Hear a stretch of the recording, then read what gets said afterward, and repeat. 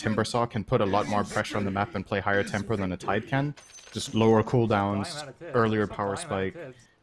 So that's definitely good for them, but I don't know. I'm still not sold. I need to see it in action. I need to see Nigma put their pedal to the metal and really get something done here early on. And if there's one hero Kuro, like, let's think back to the major. If there's one hero where Kuro pops off, it's Ench. So we had that game where he went like 7-0 in the first, I want to say 10 minutes. I think he got an ultra kill that game, if I'm not mistaken. He was very, very farm. Yeah, we'll see if he has a similar result this time around. But for the Smasher side, oh, shout out to the guy that tweeted at me. Really appreciate you. The correct pronunciation is Borania, Cinderin. I got another tweet. Did you? And? Yes, which says both are correct. It can either be Borania or Borania, depending on which accent you use. He thinks it's probably Borania because of a big N in the name. Yes. And it means green beans. Great. I'm not a big means fan green beans. Are you a fan of green beans, Cinder? Yeah, they're actually pretty good. I do like green beans. Okay, good for you. I'm glad you like something in life. But I don't like celery, so when Viking are playing later, we can hate on that. I love I mean, I like the player celery. Yeah, that's true. I guess I'm on the same train as you. As we're gonna see a split of the bounties. There's absolutely zero action. I feel like we've been seeing less action in the last month for the level 1 bounties. I don't know if it's just me. Remember when it was first implemented with nighttime, we started seeing like these first bloods every single game, basically. It feels like it's kind of died off a bit. Why do you think that is? It's a good question. I guess if you do stack on bounties, you do run the risk of, well, what if the enemy team just isn't there? Then you end up trading regardless, but your heroes now have to cross the entire map to get to their lanes, or use a TP, which is a very valuable resource. So I think a lot of the times maybe players are just looking at like the risk-reward. If we stack the rune, does it matter? And if we don't stack, the maximum amount of heroes we can realistically send to a rune is 3. Because if we send any more, we're either not blocking mid or we're not in our other side lane. So, yeah, I guess it's just like a natural progression of it. There are still some level 1 smokes pulled off, but I feel like they often find the kill before the bounties rather than on them. Right. That's when teams usually... Oh, what do you think of this setup as... oh, Tofu's super dead. Yeah, Tofu getting completely blocked out, and that is the first blood for Nigma. I was going to ask, what do you think of the... It started as ILTW and GH in this lane. Obviously, Kuroki coming in to help backstab there. But what are your thoughts on the laning setup for both respective teams? I think it's perfect for Nigma. This is what you want. It's such a good top lane for Timbersaw against Dragon Knight +1. They don't have enough damage between Hoodwink and DK to realistically kill a Mind Control, and as soon as he gets level 3, he'll just thrive here. He's just going to farm. And in the meantime, this bottom lane of Smashers will struggle, because Terrorblade, while he would be decent against the dual lane here, the tri-lane factor just makes him too susceptible, and he has to always be scared when Enchantress is missing and trying to find a flank. Kuro's actually going to elect to go mid here with a Satyr Tormentor. This would be a very unexpected gank for... Yeah, Borania is very low right now. You can see the Hellbear, the Shockwave comes out, the blocks to continue, with his own wave contributing to it. Has to pop the Fairy Fire, but in the end, Miracle gets... Actually, it was Kuroki. Gets the kill with the Satyr. Classic Kuro. It was very sad indeed, as we're going to see another kill in the top lane. Wow. Okay, so each lane, there's a kill for Nigma. Good start. I don't know how valuable that kill was for Mind Control. He lost a full wave of creeps that Rasmus is just holding at the tower, so I'm gonna chalk that death up to honestly being a trade. You see Rasmus coming out here. They're playing a dual lane, and Rasmus has the same experience as Mind Control right now, so that means all of that experience on Hoodwink is just extra. So they are winning the lane in terms of overall experience gain, but yeah, still nice for Mind Control to find a kill, of course. But he does have the 2 CS to the 12 of Dragon Knight. So they're definitely, you know... That is true. I mean, there's a certain point where Timbersaw, once you get level 4, I assume, and it's basically unkillable, at least in most matchups. Is that pretty consistent with this one, or is it a little bit different? Yeah, usually you will go 1-0-2 or 0-1-2, so you get the 2 in reactive on level 3, but he skilled the Timber Chain to find that kill on the Hoodwink. So yeah, he's delaying the immortality almost in the lane to level 4, like you said, and he's grabbing that now. I think Honestly, I like this from Gilger. Like, if Rasmus has this good of a start on the Dragon Knight that he can 1v1 in this lane and just farm, Gilger can try to deal with the pressure elsewhere on the map, and by moving after Kuro, he is essentially giving Terrorblade farm bot, who, otherwise, is doing great. Ace has 17, 16 for 9 on the Terrorblade after Kuro started bot for that tri-lane action. And of course, when he rotated mid for that kill, you open up the space for mid, but still, yeah. Smash is doing well in lanes. Well, mid lane, I mean, Miracle obviously helped. Well, he didn't technically get the kill, but he has double the CS right now over Bornea in this mid lane. TA versus Huge Storm. advantage from that Ench gank, for sure. That helped quite a bit. Ace bot? And... Ace is dead. Okay. Yep. Oh, that last right click, not dead. Quite enough, but Kuroki is in the vicinity. Ace does have a TP available, and we'll use it to go to the tier 1. Looks like he'll be successful in doing so. Gilger, in the meantime, does get up a nice bushwhack, so they do see 3 members of Nigma here. And Salvan Ace will keep him safe. So that was extremely close, but I mean, it's not a good matchup in general with Kuro having that level of impetus. Any magic or pure damage against this hero. Timbersaw obviously great against Terrorblade at certain points of the game. I mean, what do you think of the hero in general this game? It was the 4th pick, I believe, right, from the Smashers. Honestly, a lot of the time when it comes to later in the game for Terrorblade, I think one of the biggest threats to him is getting stunned. Like, that's when you can't get your Sunder off, and you can get bursted 100 to 0. It's hard to see Nigma pull that off in this game in one Nyx stun. They probably need all of TA, Timber, and Drow to be able to connect once Ace has a couple of items. So I think it's a good Terrorblade game later on. But for now, obviously some of the counters are definitely very much in play. Like you said, the Enchantress. The Drow is pretty good in lane against Terrorblade, especially when she reaches level 6. At that point, Ace might just go jungle anyway. But yeah, you talked about it just now, and the panel kind of talked about it earlier as well, the fact that the lack of stun from Nigma again, like 2 games in a row. Is this just something they're... like, obviously, when you have a lesser stuns on your side, it's harder to execute, generally speaking. But is it just something they're really comfortable with? Like, is this like a planned thing? It just happens to be heroes that they want to play that just don't have stuns? Are we just Are we overstating this fact that they have lack of stuns in general? It's better this time because Nyx's stun is not Ravage, right? It's a lower cooldown, so you have it more frequently, and you do have the secondary stun in Carapace as bot lane, Tofu's dead. Yep, he's actually going to dive all the way around, 360. Beautifully done, but ILPW getting blocked up by Gilger. In the meantime, Ace has that Metamorphosis, so they're able to clean him up. A very high value kill for Smashers this time around. Great for Smashers bottom lane, getting a 2-for-1. Under those conditions, the Phoenix got jumped and they immediately just popped the Metamorphosis and traded right back. But yeah, just to follow up on the stuns, I don't think that's like a plan they have going into the game that they're like, hey guys, let's not pick stuns in this series. Like, I don't. Maybe they have a quest a really weird way of strategizing. Yeah. It sounds like a weird way of strategizing, but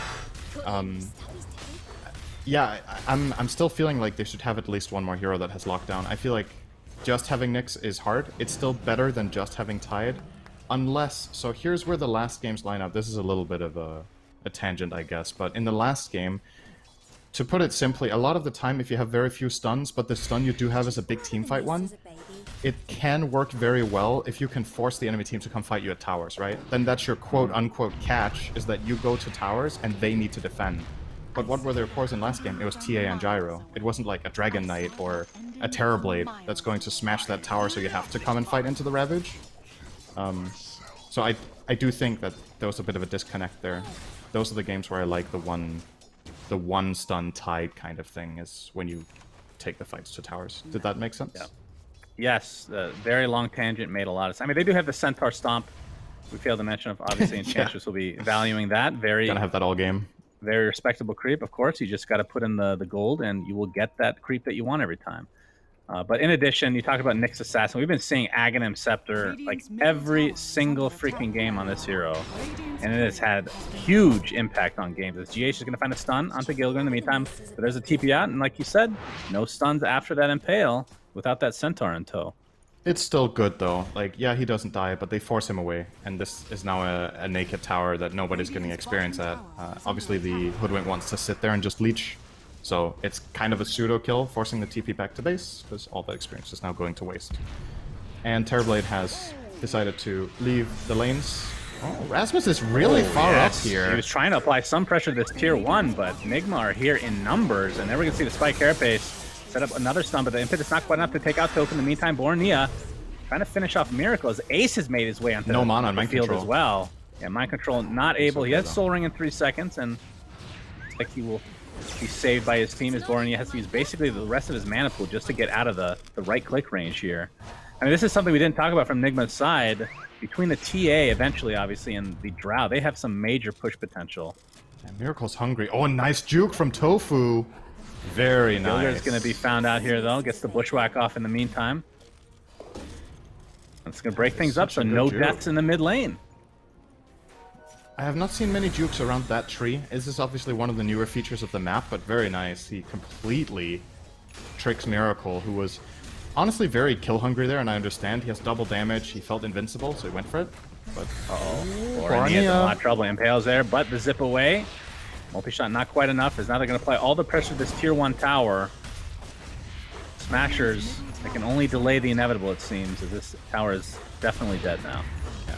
Loving this from Nigma. It's exactly what their lineup wants to do. Use the Timber Sauce, Power Spike, use the Enchantress to get this early pressure. Getting mid tower sub 10 is very good against Dragon Knight, who will usually be pushing your mid tower and forcing you to defend. You instead just killed him and did the reverse. Immediate Uno reverse play. Wow, I haven't played that in a while. You a big Uno player? No. Okay. Well, good talk. That's the best segment I've ever... We should add that to the podcast, I think, is bottom lane, GH. And this is one thing about the Spike Carapace against a Phoenix-type hero, is you get those Fire Spirits out, it's going to be a pretty much guaranteed stun, as Rasmus getting pressure in the meantime in the top lane by Mind Control. Doesn't have a whole lot of mana to speak of, and only a couple right-clicks done to this tower, although it is at half HP, but Kuroki's here now. Gets a couple right-clicks with that impetus. Just trying to pressure Rasmus out so he doesn't get the tier 1 in one go. Yeah, and wasting Dragon Forms is really the name of the game for Nigma here. They want to stay ahead on towers, so their biggest problem for the Dragon Knight is literally just, how do I get through Timber? Because his team can't really kill him right now. He's gonna, this is nice from Rasmus, he's gonna cut through. He sees Timber at the front, he's gonna go hit the tower around the side and back off. He's getting whatever chip damage he can, but once again Dragon Form is now down, and he has yet to take a tower at 11 minutes. On this DK, so job well done for Nigma here. Indeed. Now in useless human form, gets off the Dragon Tail, but that'll be the end of his reign for another 50 seconds. Bornea working on an Orchid. That's going to be his first item, has the 1 Oblivion Staff right now. I like that. And we should rename the abilities. He should have, like, powerful Dragon Form and useless human form. To really, for new players, as a way of understanding how to play their hero. Maybe it's unlocked with the new persona, which Rasmus does not have, sadly. Make the hero even easier to play. He's going to get enough of the Dragon Tail here. Yeah, we can just call that stun, right? Yes. Give him the Slardar treatment. Ace is in the vicinity, along with Gilger here. Bushwhack not able to connect, and the Sharpshooter will be in the blind. We'll end up whiffing there. Another stun from Rasmus. He's going to get pressure now. Mind Control gets off the Chakram. Has to be pretty careful here. Really fortunate, by the way, for Gilger to get the Ironwood Tree 2 games in a row. Oh, you're right. Yeah. It's it is so good on Hoodwink. So it's gonna you be happy think about that there's a percentage? They're actually going to find GH. He's going to get zipped on as well. There is a sentry in the vicinity, and this is going to be an easy cleanup. So now they know they have a sentry there, but it costs him a death. What if the percentages of neutral items, and we didn't even know about it, just went up by X% if you're playing a specific hero? Yeah. What if? What if that was already in the game for the last 2 years and we didn't even know it? Wouldn't that be crazy? I think there are tools that are stat tracking, right? I feel like that would become an anomaly at some point if you look at the stats for every game played. Stats lie. I don't know if you've heard this. That's a very common saying. Stats are a lie. Correct. Absolutely. Mind Control. All right. Reflection is there. Timber Chain to the other side. Doesn't have a whole lot of mana. Bushwhack is going to connect into the Metamorphosis, into the Zip as well, and the Sharpshooter just to make sure they're able to take out that pesky Timber Saw. Now the Tier 1 tower. Rasmus finally able to finish this off. So, like you said, it took 13.5 minutes. It's looking great. I think Gilgir's doing a very good job at just playing the... I think the biggest strength of Hoodwink in the first like 15 to 20 minutes is just this ability to just be kind of a, you know, it's an assassin. It's kind of playing like Nyx, that it's coming out of trees where you don't expect it. Even if you have vision in the lanes, you can still get like flanked somehow out of an angle you didn't think about, and just sets up that nice stun burst combo similar to what Nyx does. So Right. it is, I think a ranged Nyx is sounds pretty powerful to me. Yeah, I would say so, since he's a melee hero. Yeah. Tier 1 tower getting pressured in the bot lane. Looks like it's going to go down. The question is, can Tofu deny? He actually had the opportunity, but wants to stay in the shadows right now. Borania. This is another target from GH perspective. You can get off an easy spike carapace setup as long as there's a teammate nearby. Yeah, you need just with TA that, near so you static find on this them. kill. He has haste on Miracle. Oh, Borania. All right. Yeah, things have kind of settled down a bit now that these couple tier 1 towers have been taken out. If you're just joining us, the Hellbear Smashers are actually up 1-0, similar to what the Suns are in the NBA Finals versus the Milwaukee Bucks. Okay, good In spoiler. case you weren't keeping up on the NBA news. GH, that was not Vendetta. just He's can't actually help smoked up. yourself. Wait. That's the jump in. Okay, Sharpshooter's actually not going to connect, so no break onto the Timbersaw here. Ooh, this could be a big stun. GH looking for the Impale. It's only going to connect on one, but it's a very important hero. The Gust is there as well, and the easy cleanup for Team Nigma. Looks like Gilgir will be next on the menu for Mr. Miracle. Double kill for him, and it's going to be a tier 1 tower as well. Miracle is insanely farmed. 10 CS a minute. He's going to go straight to Roche in these 20 seconds. I think they're going to grab this as well, so huge swoop here from Nigma on that move. Getting the Gust on Storm crucial. It was a nice Orchid coming out from Borania, but he was already stunned, and then, you know, piece of cake for LTW to land that Gust, and they will give this Aegis more than likely over to Miracle so he can keep the ball rolling. Looking at a Blink Dagger within the next minute and a half or so, and getting the last hit on Roche for the bonus gold. It's actually, it's pretty concerning for Smashers right now. I think compared to the last game, the position that they're in with their lineup, it feels like the pressure is mounting a lot more. Where Nigma were sitting back in game 1, they're really just fighting them a lot, using this Timbersaw and the Nyx. Bottom lane, GH gets off the initiation, but they the got egg off is the there egg? from Tofu. I thought they had enough damage for sure, but instead it's going to be a cleanup crew onto GH. ILTW dies on the other side of the map in the meantime. Was that the Orchid reveal? I believe so. So it's a 2-for-0 across the map for Smashers. Wow. Not expecting that. Now all I can think about is ramen. Tofu? Egg from tofu. It's like, oh, I could really... Yeah, that would have been a There's good name like a, for like, yeah. Rasmus, maybe. By the way, I got the heads up from TGov on the lore behind Rasmus's name. Obviously, it's his first name. We already knew that. Yeah. Apparently, you were correct in the fact that he thought Misery was too depressing. So he changed it to his first name. And then the reason that the A and the S are capitalized is because he thought it looked cool. That's literally it. That is the greatest lore of any name.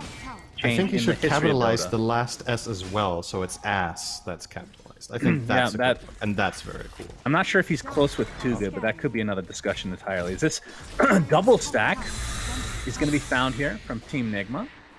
Yeah. They'll be able to clean it up pretty easily now that Miracle has the Dagger's the coming death out. zone.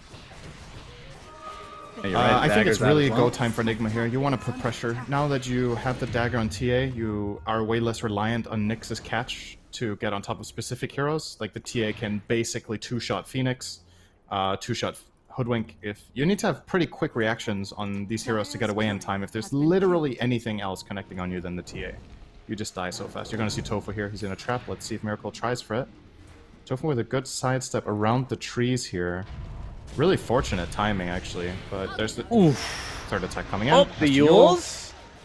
It gives him a little bit of extra time, and he's actually salving on top the of it. Sideblade. Oh, that looked spicy for a moment. Yeah, Sideblade did clip him, so the salve gets canceled. But Sideblade he lives! is so insane. How is that even a hit? That was pretty far range. Yeah, that must have been max range for sure. Has another trap out. Yeah, they're scared. Courier was killed from Miracle's side not too long ago. Has the Desto blink like you talked about the Dragonlance, and ILTW dies again. They're going to focus on Ace here. Storm. Sunder is available, but the stun just in time from GH, so position 1 for position 1. Now the chase is on. Bo3, I he's think still the living. position one on Yeah, on Nigma's okay. team is not ILTW this game. I think it's another guy.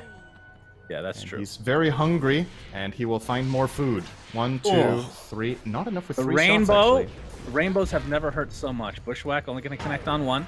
Gilgert trying to use his ult to create a little bit of extra distance, but the triple kill for Miracle, pretty extended. This was over the span of a minute. But he is Look at the net worth on of the another game. level right now.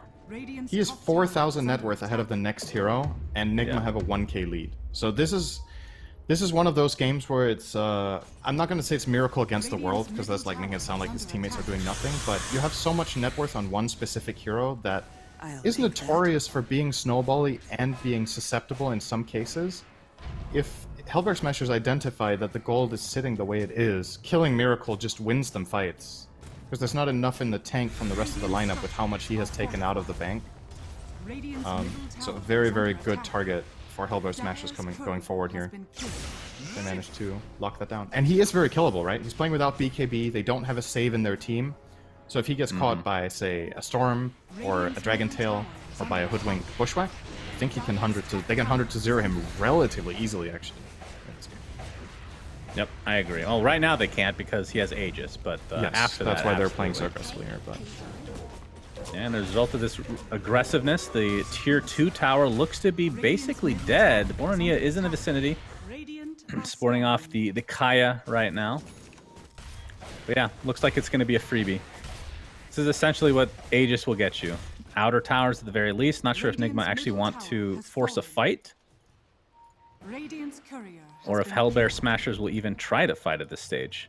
As you talked about the BKB, Miracle is 700 away from finishing it, so he is gigantic. There's a lot of good items coming out. Terrorblade is close to his BKB as well, 1k off. You've got the Shard coming up for Phoenix in 50. They're actually choosing to smoke right before they get the Shard. Dragon Knight could buy his Sanj, but he's holding on to buyback Rasmus. Let's see if they do find anything with the smoke. The biggest pick possible is Miracle. Aegis has expired, so this is the reason they're smoking. Oof. And they're gonna see him on the wave. Oh, this is such a good move. Yeah, it pops He's the dragon dead. form. He doesn't have dagger. Blink into the Dragon Tail, Sunray to follow, and yeah, this is an easy one. Oh, that they is even get the 600 bounty gold on for Ace. Perfect for them. Gilger, best efforts to kill steal there with Sharpshooter, but it was a little bit too slow. And unfortunately for him, the gold goes to his carry, who's more likely to win the game with that gold. So yeah, real shame. Real crying shame for sure. That's going to be BKB coming out for Ace now before the BKB of Miracle. Because of this one kill, it just swings the balance that much. And that's a key item for Hellberg Smashers, I think, in order to contest the Roche. So you might be like, why is Terrorblade choosing to go for BKB when he's literally only against the Nyx stun and a Gust? But the damage mitigation against Timbersaw is just huge. It allows him to stand his ground in the fights. He has a lot of armor against the TA, so he'll survive that in BKB. And against the Drow, he should also be able to handle it. Like Carapace and the Lotus Orb basically stop this initiation and start things out, but it's not going to matter. GH is donezo. Mind Control looks to be next to ILTW on the high ground with the Gust, and it just blow up Borania and Rasmus thanks to Miracle's right clicks and make it a third. Ace takes a tumble, and just like that, Team Nigma take a firm grip on this game. They even find a fourth in the backline here from Mind Control. And we talked about this, Cinderin, if there's no Roche, you can get buildings super fast with a Drow and a super farm TA. That looked really good for Hellbears. I completely understand why they went for that. Oh, they're going to get Gilger here as well, I think. Oh, good juke. All right, the scurry being of some use, but delays it. So they found the kill on Nyx, right? And they see Timber, and they feel like they're in a really good position. Miracle response comes back in, and he just two-shots them with Drow. Like, that one Psyblade, I think, took 30 or 40% of Dragon Knight's health while he was hitting the Storm. They just vanished completely. And that is scary. Obviously, Storm's still susceptible to being gusted. I'm not completely sold on his item build of going Orchid Bloodstone here, because I think when you look at how their lineup functions, if Storm has the freedom to jump, the rest of the team can follow up so easily. So I would have personally liked the BKB here out of Borania, just so he can ignore Gust and ignore the Nyx and just be like, oh, I see a target I want, I can go. They're never going to stop me. But he is obviously very susceptible to that Gust, which has killed him twice this game now.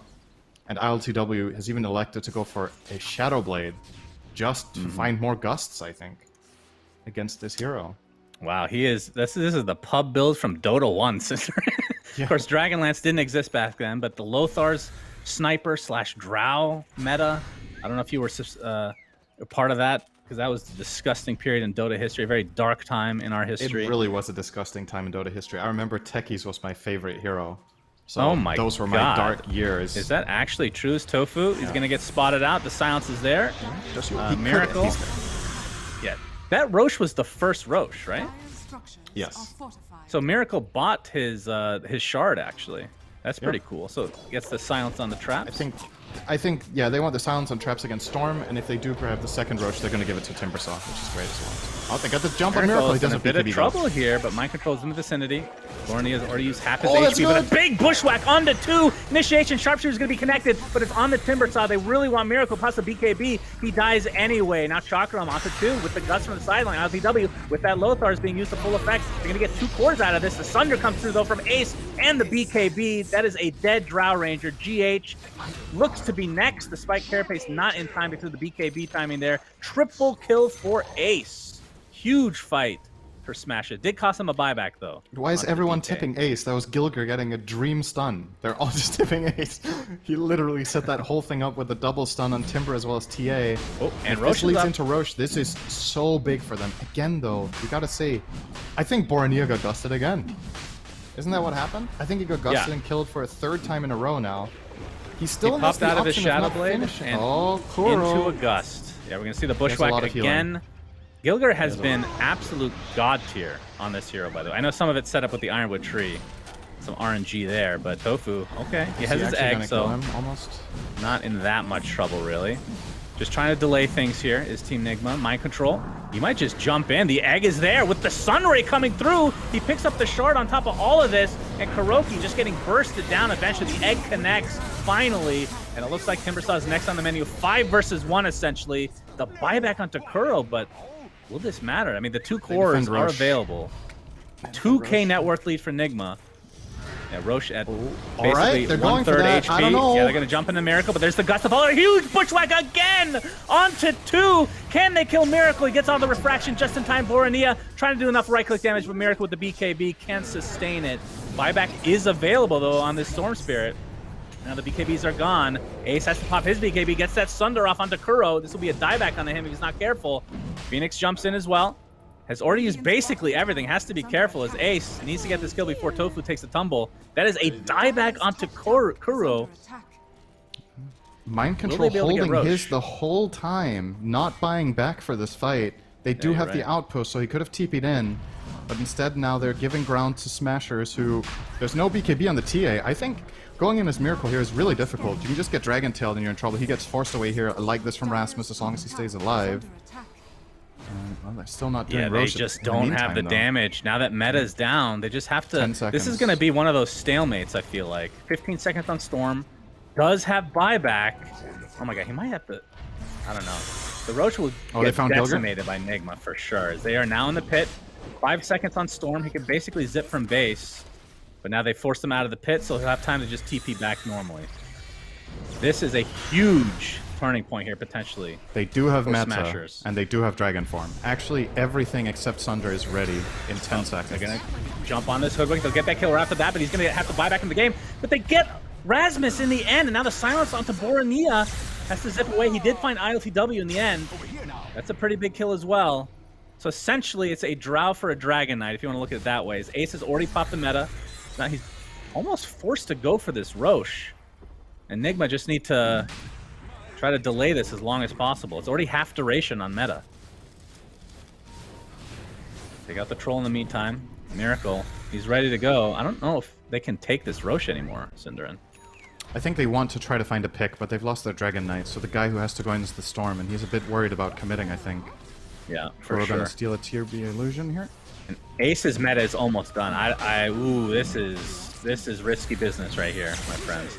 Chakram gonna scout Now things they're out. committed. A lot of damage being done to Roshan. He pops into his melee form. There's the egg from the side lane into the Sunray as well. Roshan is taken out by the Pick up the Smasher. Aegis, Michael hello! gets stunned in the meantime. Borenia picks up the Aegis. Not sure who gets the shard and cheese. We'll have to look at that a little bit later as Miracle pops his BKB with the refraction. Borenia has to pop the Bloodstone to try to stay alive here. Tofu finally taken out in the end. It's a 1-for-1 to start things out. Borneo with basically no mana to speak of. They just need to get the hell out of here. But the Impale, mana burn, right clicks. That is the Aegis down. He's going to be full mana, full HP now. GH getting stunned with another Bushwhack. Spike Carapace is there. But there's the Gust from the side on LTW showing himself from the shadows with that Shadow Blade. Borneo, this is going to be a second death for him after the Aegis. And Rasmus even popped his Dragon form and died right after he respawned. And now Ace, he's going to get bursted down by this right click. It's too much to handle from Team Nigma's side. Holy Jesus, what the hell was this fight? Good lord. Yeah, I don't even know where to start with this. Yeah, so Right, they Shard had the cheese. is on TB right now. Yeah, and he gave it also up. got the cheese. He used the cheese in that final fight, very clutch, but it wasn't enough. But he used it at like 5% health against that Nyx TA combo.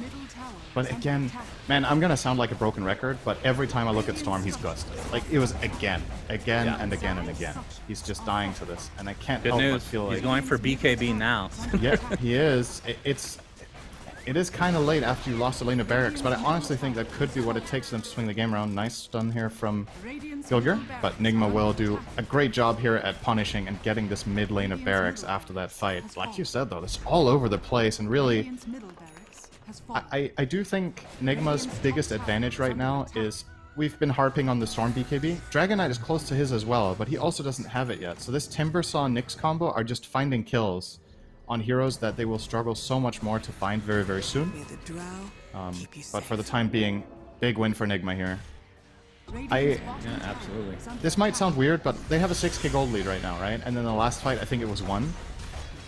If these two BKBs complete, I think the fight will be harder for Nigma than before, even with 6k gold more. Just because these BKBs really just changed the dynamic of the fight. Oh, they found him again! Oh my god. Gosh. 70 seconds, he has buyback. And now that they've taken this tier 2 bot, they can actually go for a second Rax and force this buyback out. But you're right, this not having a BKB has been basically 4 deaths, I want to say. As he has 7 right now, so that's being generous, I feel like. Tofu, he's taking a lot of damage. We'll make it back to his fountain, though. And we talked about TA. GH, of course, does have the Aghanim Scepter now, so he's a burrowed piece of dirt. Has ridiculous amplification to all his spells, essentially, in one way or another. That is a second set of racks, and now they're just going to go for a throne to try to force this buyback. Yeah, he's going to have to buy back here. Rasmus pops the dragon form. This indicates that they want to go in. Oh, the blink out from Miracle. He's not going to be able to get stunned. Rasmus pops his BKB. There's the buyback now from the Storm Spirit. He zips in and does basically nothing. Phoenix is done, though, but does have buyback as well. By the way, the shard was picked up by Dragon Knight. That's who used it, and he already used his Fireball, and he's dead. And that is a dieback, essentially. GH, all right? He's going to get initiated on, but there's the egg on top of him with the Sunray and the right click from Ace. It's not going to be enough, though. The Phoenix egg is taken out. Ace is going to die as well. Ultra kill for Miracle. And just like that, game 2 comes to an abrupt end, Synderen. What the hell? Wow. Yeah, as we know, second Roche, 80% win rate, so when you get that, you obviously lose after 3 minutes. Like, that's just... Yeah, that's true. Yeah, that was such a swift punish from Nigma, and